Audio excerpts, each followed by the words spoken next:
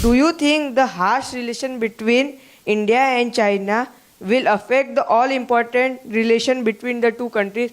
पिछले सालों में इंडिया चाइना के बीच में things have not been good and not been easy.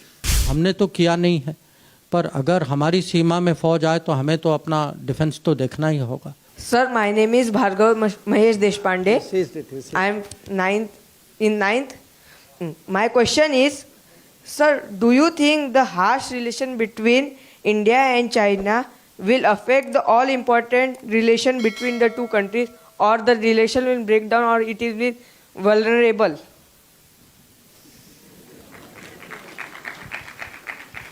Thank you.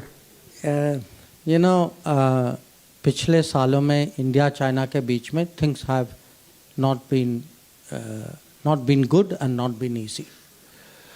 And इसका मुख्य कारण ये है कि हमारे बीच में कुछ एग्रीमेंट्स थी, सालों से थी, और ये लिखित माने ये कोई ऐसा कोई समझौता जो था माने कोई इनफॉर्मल नहीं था, बहुत स्पष्ट था। और ये था कि हमें अगर अपने बॉर्डर में पीस और ट्रैंक्विल, एक तो जब तक पड़ोसी हों आपस में, जब तक सीमा में पीस और ट्रैंक्विलिटी ना हो तो जो रिश्ते जो हैं आगे बढ़ने की संभावना नहीं है।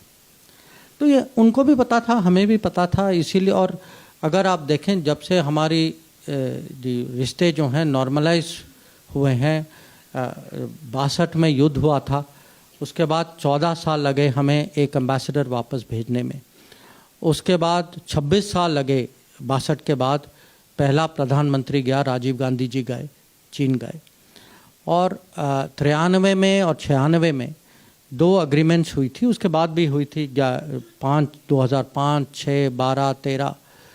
और इसका जो निचोड़ ये था कि दोनों साइड जो हैं वो जो लाइन जो बनी है, क्योंकि हमारी सीमा जो है वो म्यूचुअली अग्रीड नहीं है, कि दोनों साइड जो हैं वो फौज कोई संख्या में फौज नहीं लाएंगे वहाँ, और अगर कोई मूवमेंट भी होगी इस संख्या से ज़्यादा वो दूसरे साइड को बताएंगे और तभी मिलिट्री मूवमेंट होगी।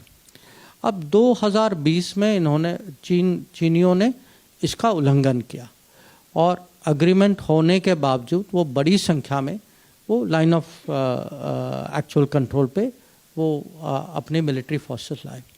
और उसके बाद आप जानते हैं कि वो गलवान में वो घटना हुई, और अभी भी हमारी भी फ़ौज वहाँ और ये मोदी जी ने कोविड के समय में, जब आप जानते हैं पूरा लॉकडाउन चल रहा था उस समय देश में, तो लॉकडाउन के स्थिति में तब भी हमने मिलिट्री मूवमेंट की, और बहुत माने बड़ी संख्या में मिलिट्री मूवमेंट की।